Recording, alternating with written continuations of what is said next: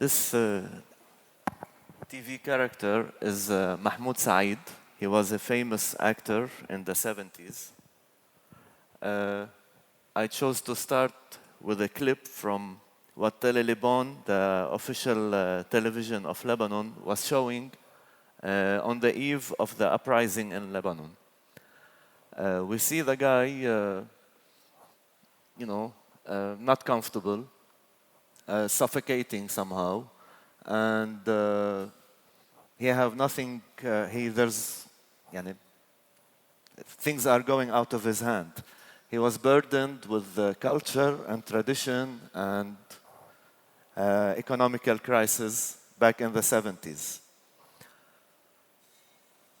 I muted the sound because it's not important. Just see the expressions.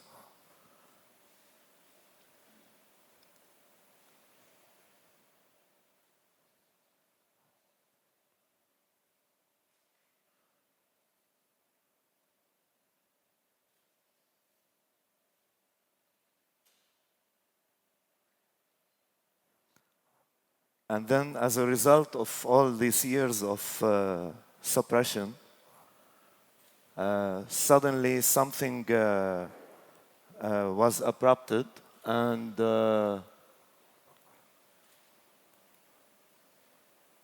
then we have this.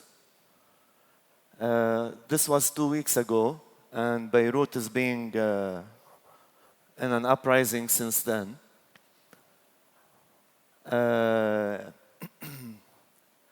So basically, to understand this situation, I'm going to talk a bit about a project that I was researching since 2007, and I showed in 2015, trying to deconstruct and understand the city of Beirut, the place where I live, and trying to reverse back to the today, to the present moment, to understand what was going on.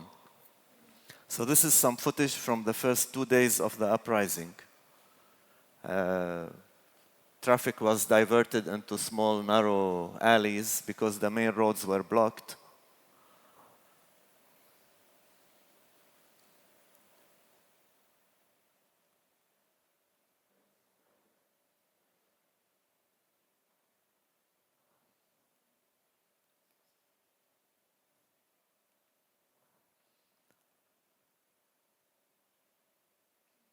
So this is one of the main arteries to enter the city of Beirut. And all the major arteries were blocked with tires and trash bins set on fire as an expression of discontent. This is the city of Beirut, the municipal city, not the metropolitan one. And all the red X's are where the cuts were happening. The fire we just saw is on the far lower corner, that red X over there, which is a bridge that connects Beirut with Sin El Fil, the suburb.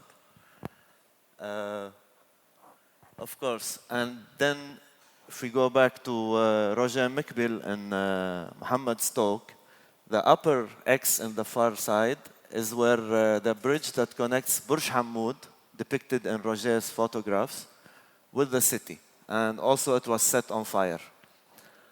And then we go in a straight line to the center of the map, where the major saha or square in terms of plaza had the demonstrations later on.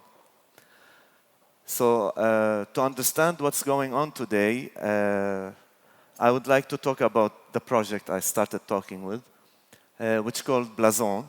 Blazon is a language of the coat of arms, which is a medieval European language. It's a project that... is it too loud? Well, it's fine. It's fine. Basically, what I did in this project is try to deconstruct the city and understand what's going on. starting from the names of its neighborhoods. Municipal Beirut consists of 59 neighborhoods. Each one have a different name.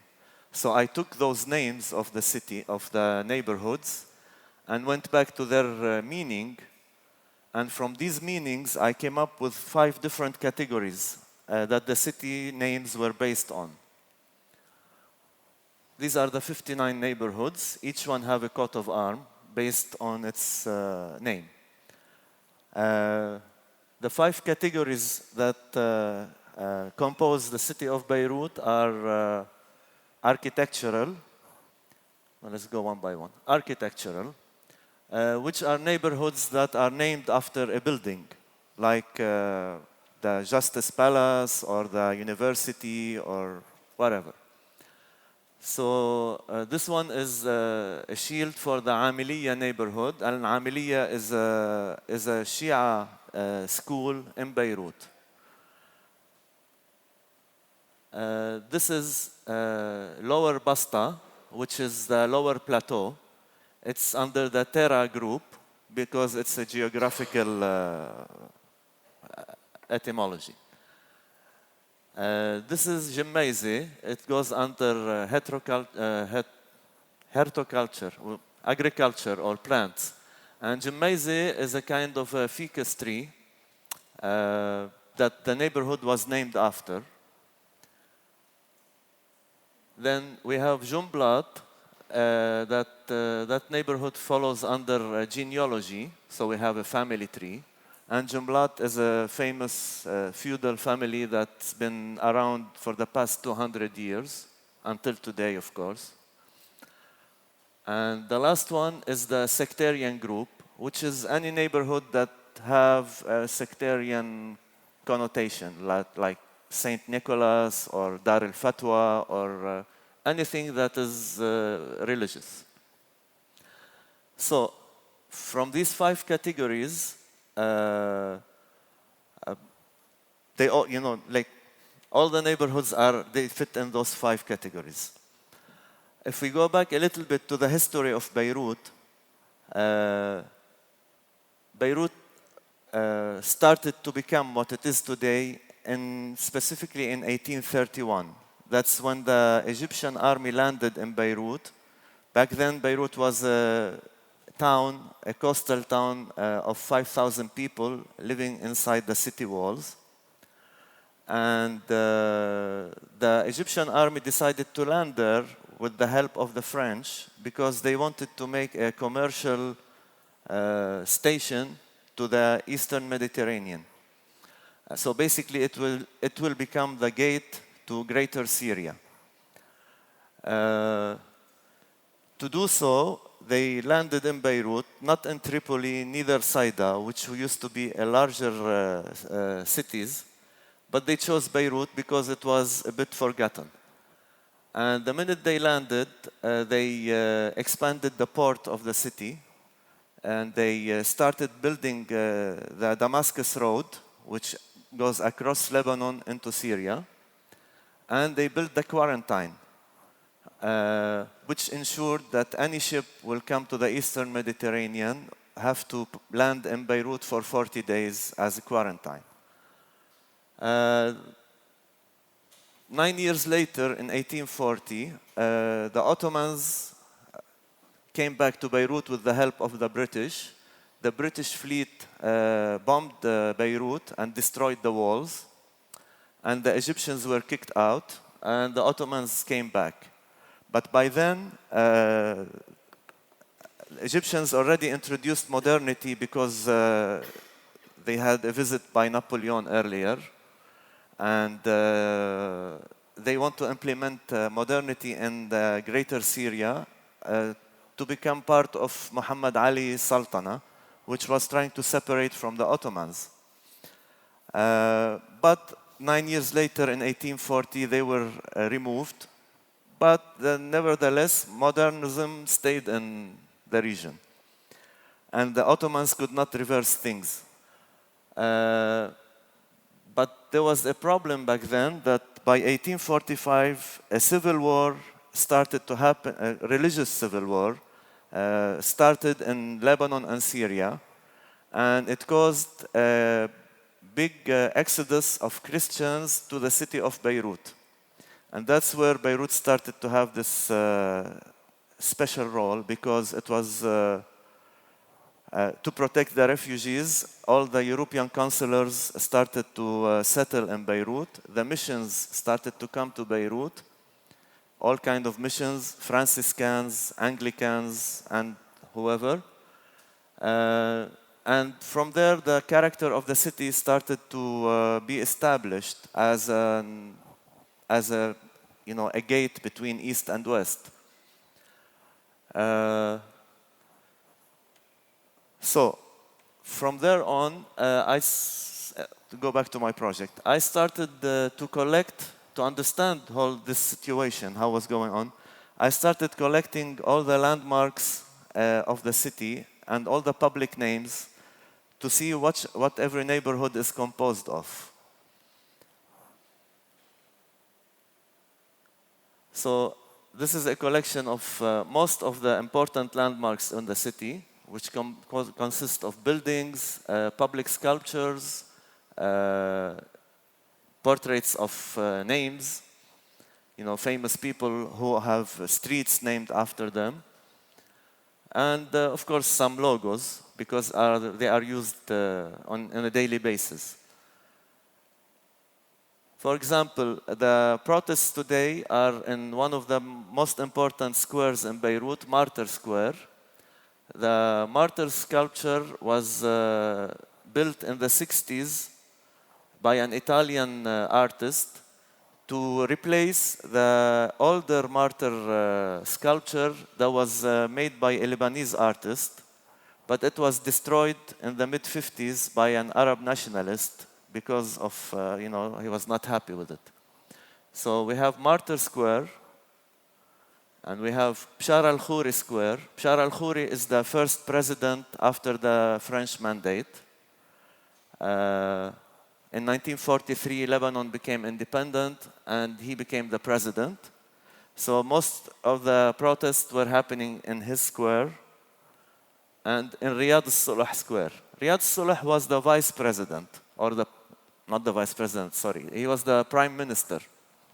He was assassinated later, but his sculpture is in the plaza today, and it's one of the most important riots that's happening now. It's happening right under him. And this is Bashir Jmayil. He was assassinated in 1982. And his monument is in Cécine Square, which is also a place of protest. And this is a sculpture of friendship in the Sna Square, which is also another area of protest. And this is where the roads are blocked to, if you hear on the news, the ring road is closed. The ring starts from here. And this is where all the sit-in is happening for the past 10 days. This is Bank of Lebanon, also another point where the road is blocked. This is the central bank. And the blame that the central bank policy is causing, the economical uncomfortable situation in Lebanon. And basically, from collecting all those, I did a series of flags which were installed resembling all the landmarks. Here we see the House of Parliament. We see some Mamluk mosque, another Mamluk mosque, Municipality of Beirut. Of course, Martyrs Square sculpture is on the top. And many other important figures and buildings in the city.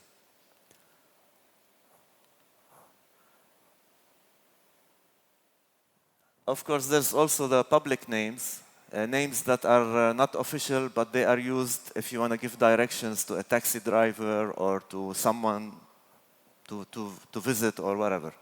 So we have Habib Abu Shahla, Abu Khudur, whatever, all those names. So basically, what I did in this project is that the 59 neighborhoods were given a color depending on what category they fall under, and a number of flags based on how many monuments or landmarks are there, and a shield which resembles the leader of those flags. So each shield have a higher or a lower rank depending how many flags follows him. So of course you have the chief of the architecture group, you have the chief of the sectarian group, you have the chief of the agriculture group, and then you have the lower ranks, lower and lower. Sometimes you get 2 flags only in a neighborhood. So we have a tour in the city.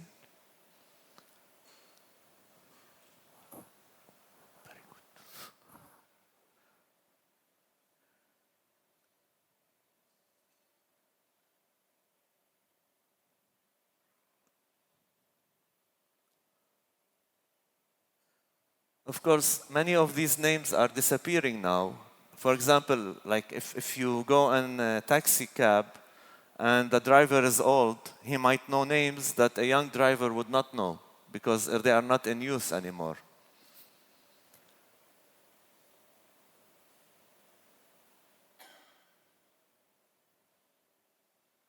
Of course, this is the portrait of Darwin.